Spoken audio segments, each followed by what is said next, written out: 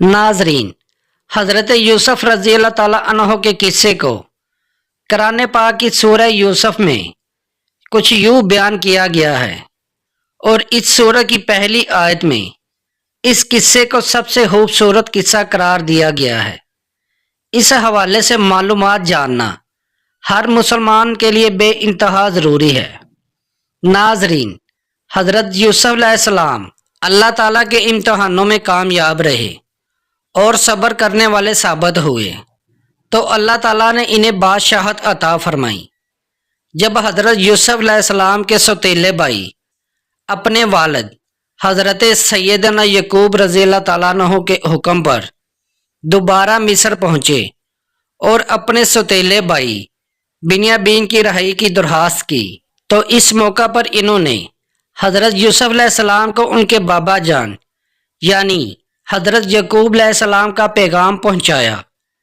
जब हज़रत यूसुफ अलैहिस्सलाम ने हज़रत यकूब अलैहिस्सलाम का हाथ पड़ा तो ज़ोरों कतार रोने लगे, जिसके बाद इन्होंने अपने भाइयों को बताया कि वो यूसुफ है जिसे वो बचपन में कुएं में फेंक आए थे।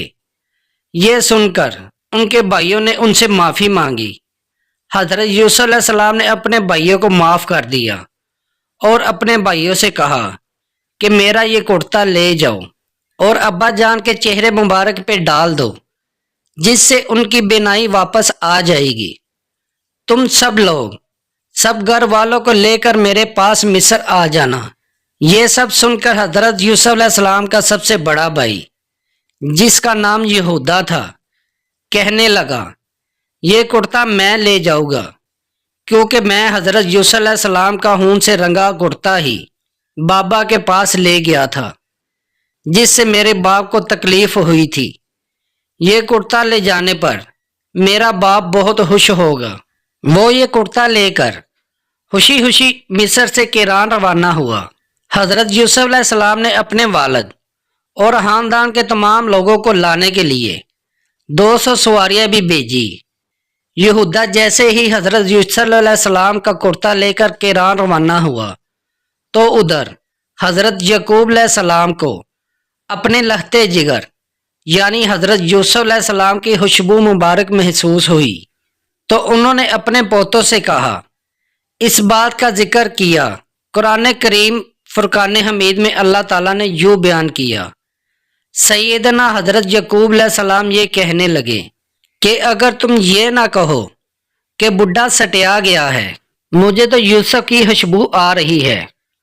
तो सैयदना यकूब के पोतों ने कहा, आप अब भी उस पुरानी बात पर अड़े हुए हैं।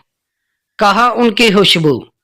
जब हज़रत यूसुफ अलैहिस्सलाम के भाई उनका कुर्ता लेकर आए और हज़रत यूसुफ अलैहिस्सलाम का कुर्ता उनके वाले साहब के चेहरे मुबारक पर डाला तो उनकी बीनाई ठीक हो गई।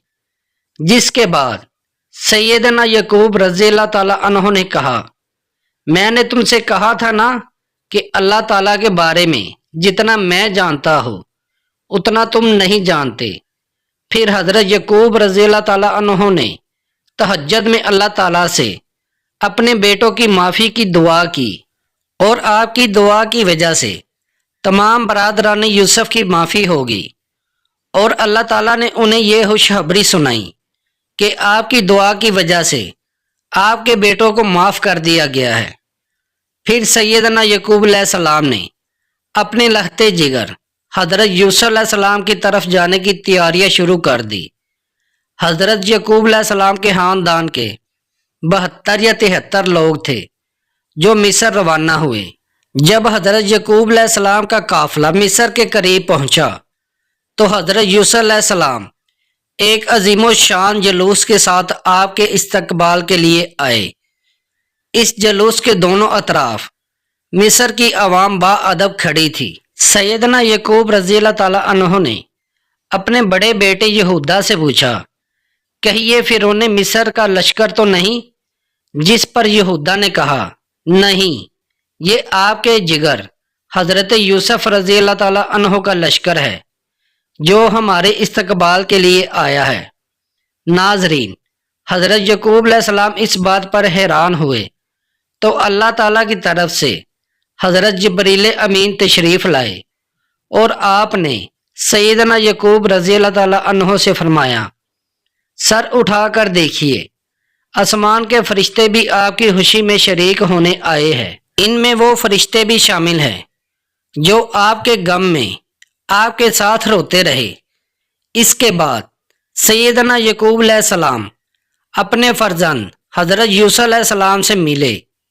40 سال بعد ہونے والی اس ملاقات میں باپ اور بیٹے دونوں کو آپ دیدہ کر دیا، دونوں دیر تک ایک دوسرے کے گلے لگے رہے۔